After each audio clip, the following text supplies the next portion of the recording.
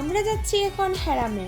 So আজকে হ্যারামে Bangladeshi restaurant খুঁজে বাঙালি খাবার খাবো আর সেটা তোমাদের সাথে শেয়ার করব। আর আজকে তোমরা জানতে পারবা যে হ্যারামে বাঙালি রেস্টুরেন্ট আছে আর কারো যাতে উমরা করতে এসে বা এখানে হ্যারামে এসে বাংলাদেশি রেস্টুরেন্ট খুঁজতে না হয়। তাহলে চলো যাওয়া যাক। হেই গাইস, আসসালামু আলাইকুম and welcome back to my another new blog. আশা করি সবাই ভালো আছো, আল্লাহর রহমতে আমরাও খুব ভালো আছি। তো আজকের ভিডিওটা হচ্ছে সকলের উদ্দেশ্যে, আর আজকের ভিডিওতে আমি তোমাদের সাথে এমন কিছু শেয়ার করব যাতে সবারই উপকারে আসে, বিশেষ করে যারা সৌদি আরবে আছে বা যারা উমরা করতে আসবে সকলের উদ্দেশ্যে আমার ভিডিওটা করা।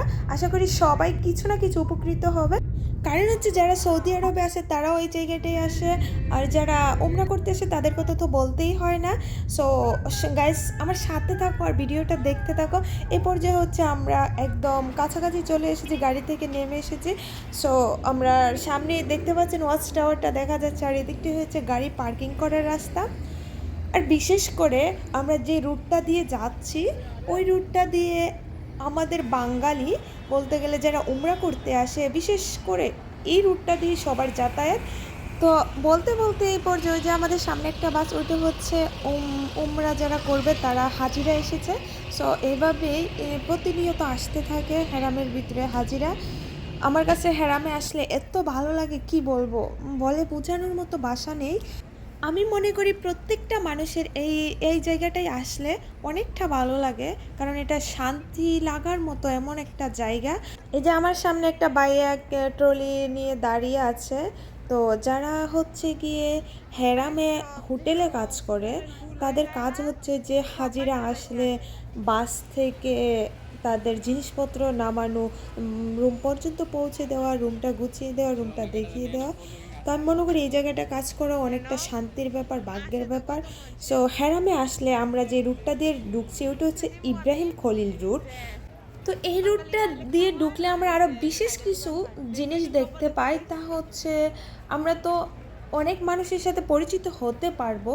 তাছাড়াও বিভিন্ন দোকানপাট, বিশেষ করে যেখানে আমরা আমাদের নিজের ভাষায় কথা বলে কিছু কিনতে পারবো, খেতে পারবো। তো ওই রকম তো আমরা একটা রেস্টুরেন্টটা ছোটোখাটো একটা হোটেলে ঢুকছি, ওইটা হচ্ছে রাজমহল হোটেল। তো এখানে আমরা কখনো কিছু খাই নাই, বাট এটা খুব ছোটো একটা দোকান, আপনাদের সাথে শেয়ার করলাম যে বাঙালি খাবারের জন্য। তবে বিশেষ করে আমি আপনাদের সাথে আরও একটা জিনিস শেয়ার করে রাখি, যে আপনারা একদম বড় কোনো রেস্টুরেন্ট পাবেন না বাংলাদেশি, যে আপনারা মানে মহিলাদের জন্য আলাদা কোনো পার্ট রাখা, ওই রকম পাবেন না। হয়তো আপনারা পার্সেল করে নিয়ে অন্য জায়গায় খেতে পারেন, এখানেও বসে খেতে পারেন, বাট ওইখানে তবে এখানে একটা প্রবলেম, সেটা হচ্ছে এখানে মহিলাদের খাবারের জন্য আলাদা কোনো জায়গা নেই, সবাইকে একসাথে বসে খেতে হয়। আপনারা চাইলে এখানে এসে কেনাকাটাও করতে পারেন, সব ধরনের জিনিসপত্র এখানে পাওয়া যায়, বাট দামটা একটু বেশি নেই।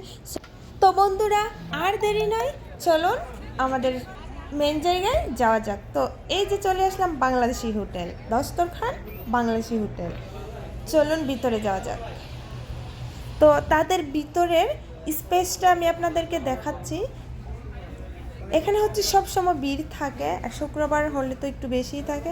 তো এই হচ্ছে আপনাদের ভিতরের স্পেস, আর খাবারের মেনু হচ্ছে উপরে দেওয়া আছে, আবার নিচে লিস্ট করা আছে।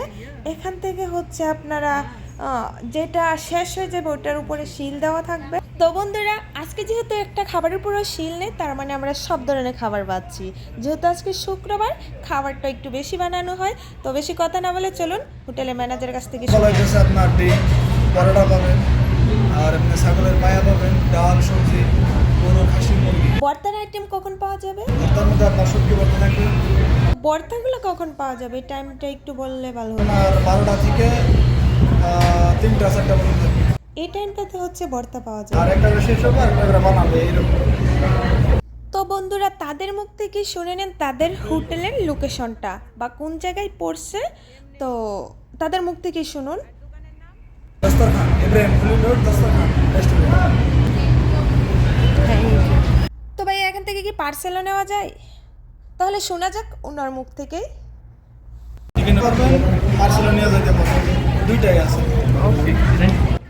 তো বন্ধুরা আমাদের খাবার অর্ডার দেওয়া হয়ে গেছে। তো এখানে হচ্ছে খাবারটা অর্ডার দিয়ে টাকা পেমেন্ট করে দিবেন, আর ওখান থেকে হচ্ছে খাবারটা নিয়ে আসবেন। আর খাবার অর্ডার দেওয়ার পরও যদি ওখানে গিয়ে আপনাদের মনে হয় এখানে এসে যে এখান থেকে আরও কিছু নেবেন, চাইলে নিতে পারবেন, কিন্তু টাকাটা সামনে গিয়ে পেমেন্ট করতে হবে। সো তাদের খাবারের কোয়ালিটির কোনো তুলনাই হয় না।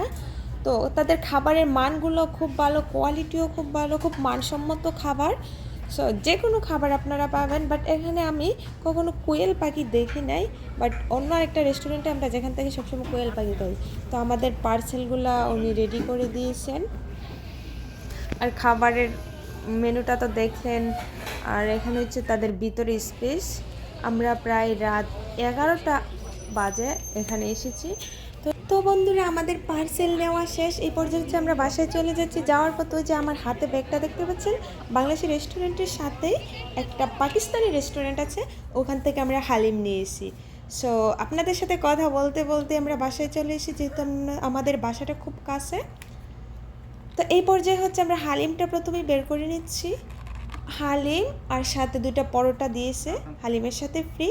বাট এখানকার হালিম খেয়ে সত্যি বন্ধুরা আমি খুব ফিদা, কারণ এখানে এত মজার হালিম পাওয়া যাবে কল্পনার বাহিরে। তো হঠাৎ আজকে আমার হাজব্যান্ড বলতেছে তুমি না বলছিলে হালিম খাওয়া, তো এখান থেকে আমি একবার খেয়েছি। তো আজকে নিয়ে দেখি কেমন লাগে। সত্যি অসাধারণ, যার কোনো তুলনা হয় না। বাংলাদেশের হালিমকেও হার মানাবে। তো আপনারা এখানে আসলে চাইলে ট্রাই করতে পারেন। নাস্তা হিসেবেও খুব ভালো হবে, যেহেতু সাথে পরোটা আছে। তো এখন হচ্ছে আমরা পরোটা দিয়েও ট্রাই করতেছি, খুবই ভালো লাগতেছে। পরোটা দিয়ে খান আর এক্সট্রা এমনি শুধু শুধু খান, সব দিক দিয়ে ভালো লাগে হালিমটা। এখন আপনাদেরকে দেখাবো যে আমরা কি কি পার্সেল এনেছি। আমি আপনাদেরকে আগেই বলে রাখি, আমরা হচ্ছে বিশেষ করে ওখান থেকে পার্সেল আনার কারণ ওখান থেকে ছোটো মাছ বা বর্তা, বিশেষ করে আমরা ওইখানে যাই বর্তা খাওয়ার উদ্দেশ্যে। বাট ওখানকার বর্তাগুলো খুবই টেস্টি হয়। বিশেষ করে এই বাংলাদেশি রেস্টুরেন্টের বর্তা আপনারা আসলে একবার হলেও ট্রাই করবেন। যেহেতু আমাদের বাসায় হিলপাটা নেই, ব্লেন্ডার করে বর্তা ভালো লাগে না, সে কারণে আমরা রেস্টুরেন্ট থেকে বর্তা আনি। তো ওই যে 2টা ডাল দেখতে পাচ্ছেন, যে কোনো খাবারের সাথে আপনারা কম খাবার নিলে একটা ডাল ফ্রি দিবে, বেশি খাবার নিলে 2টা ডাল ফ্রি দিবে। তবে যা এখান থেকে আপনারা কিছু পান বা না পান, মাশাআল্লাহ একটা কাঁচামরিচ পাবেন। সো সাথে লেবু দিবে, আর হচ্ছে সালাদ হিসেবে লেবু, কাঁচামরিচ। তো আমরা হচ্ছে 2টা ভাত নিয়েছি। একটা ভাত হয়েছে কিনতে হয়েছে, আরেকটা ভাত হয়েছে মাছ কিনছি, মাছের সাথে মাছ আর ভাতের পেমেন্ট একসাথে করতে হয়। আর এদিকটা হচ্ছে খাসির বিরিয়ানি, আমার হাজব্যান্ড খাসির বিরিয়ানি খাবে, তাই ওটা আমি ট্রাই করে দেখতেছিলাম, খুবই ভালো হয়েছে। এদিকটা হচ্ছে ভর্তা, সবজি, আর হচ্ছে ওইটার মধ্যে হচ্ছে গুলশা মাছ। আজকের ভর্তার পরিমাণটা কম হয়েছে, কারণ আজকে ওদের ওইখানে ভর্তা শেষ, যেহেতু আমরা অনেক রাত্রে গিয়েছি। এমনিতে ভর্তাটা একদম পুরো পার্টি ভরে দেয় সবজির মতো।